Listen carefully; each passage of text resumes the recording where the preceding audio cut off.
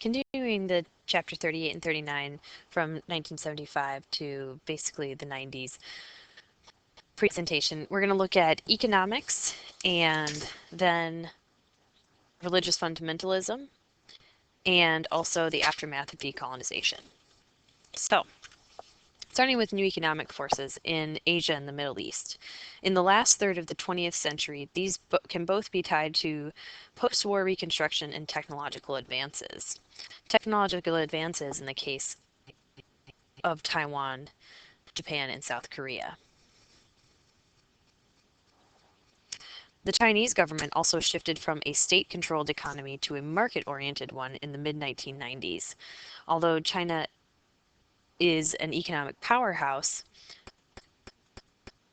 they're not a powerhouse for the same reasons. They don't concentrate on technology. It's more about human capital there. Also, the growing dependence of industrialized nations on oil has led to Middle Eastern nations becoming extremely dominant in economy.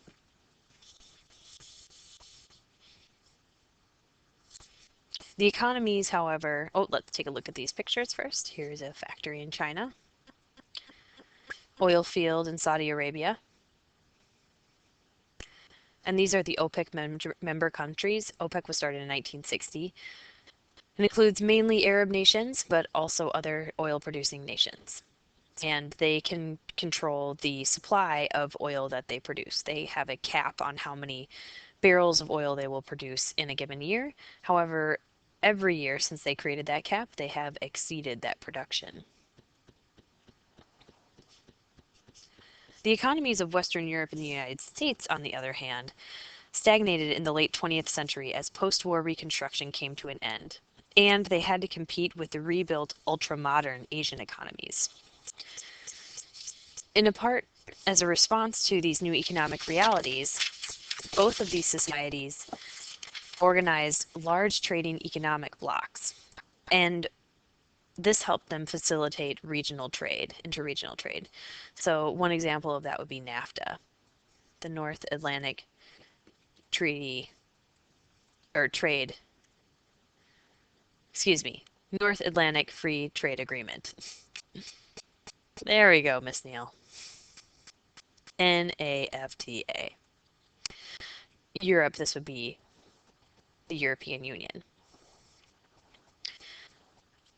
African countries, by and large, have continued to be producers and exporters of raw materials, and therefore at the mercies of importing industrial economies. They do not share, like Latin America, with this economic growth. Latin America has continued to struggle with economic dependency on especially their North American neighbors, but they are competing more equitably than in industry than African economies, especially places like Brazil.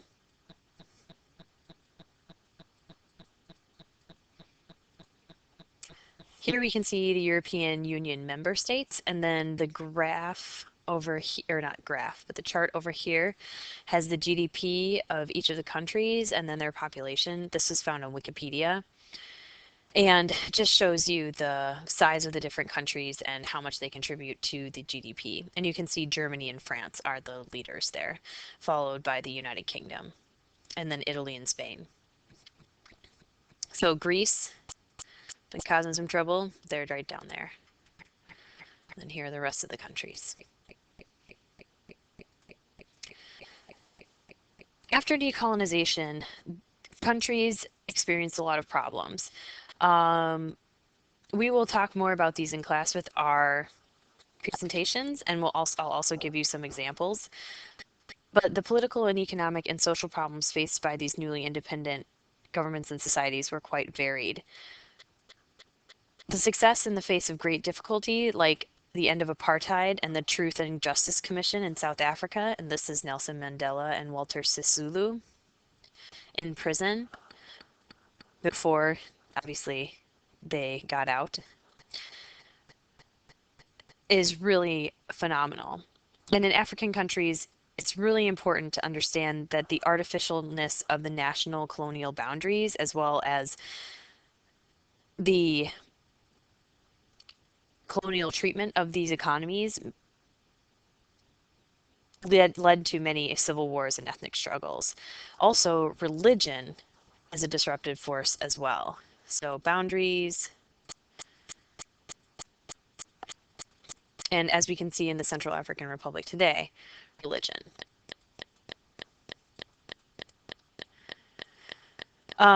Resource distribution also continues to be a problem, as even though colonialism is over, most resources are owned by people outside of African society. And we'll also discuss the Rwandan genocide in class.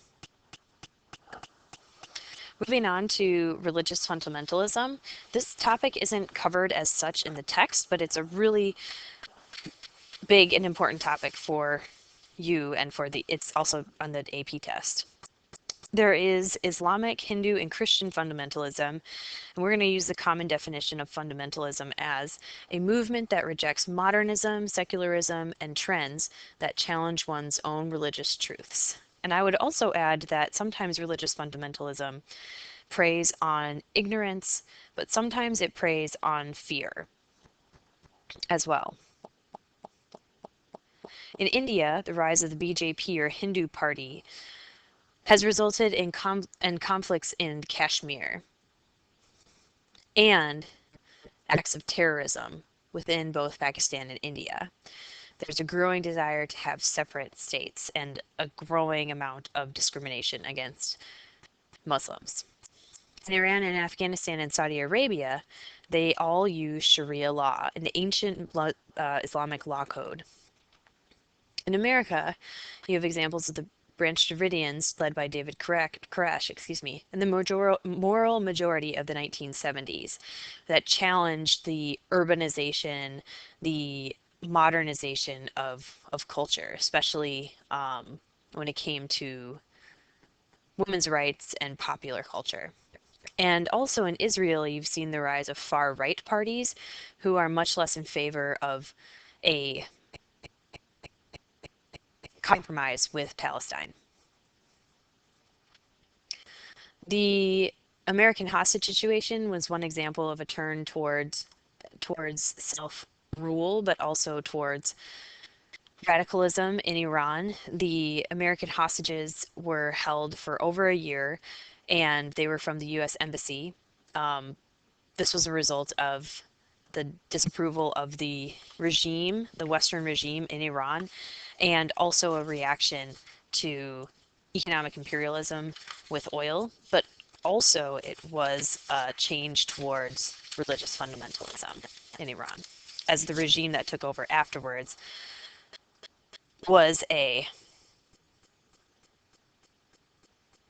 fundamentalist regime.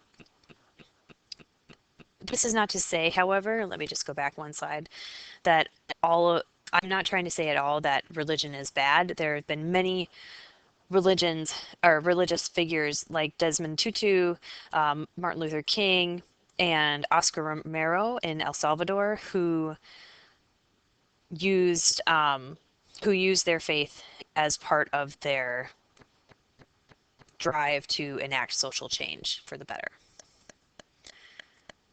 And then last but not least, changes and continuities in the role of women in modern societies. It's clear to you now that for most of time, societies have been quite patriarchal. The 20th century has seen the rise of political, economic, and social power for women in some countries, but by no means all. And this has been by no means equally distributed amongst social classes. There's regional differences. In Western Europe, you've seen the rise of equity for women, whereas in the Middle East, for many countries, especially those under Sharia law, there has been no equity for women achieved. And in fact, in some places like Iran, their role has been minimized in society. However, non-governmental organizations have played a huge role in promoting women. Kiva is a microloan organization, and my husband and I give to this organization, and we can choose who gets our money. One of the common groups that we choose to give money to is microloans of women in Latin America to start businesses and stuff and become more independent. In Egypt, women played a huge role in the protests. And that was one big part of the Arab Spring there.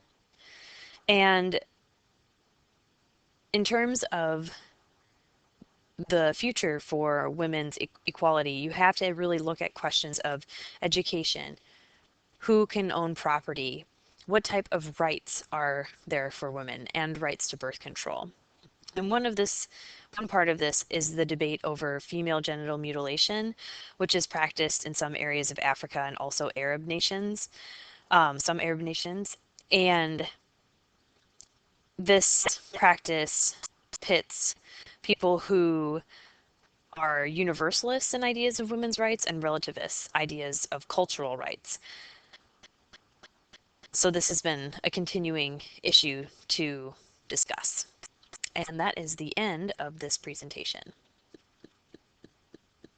Please do the listening check as you finish.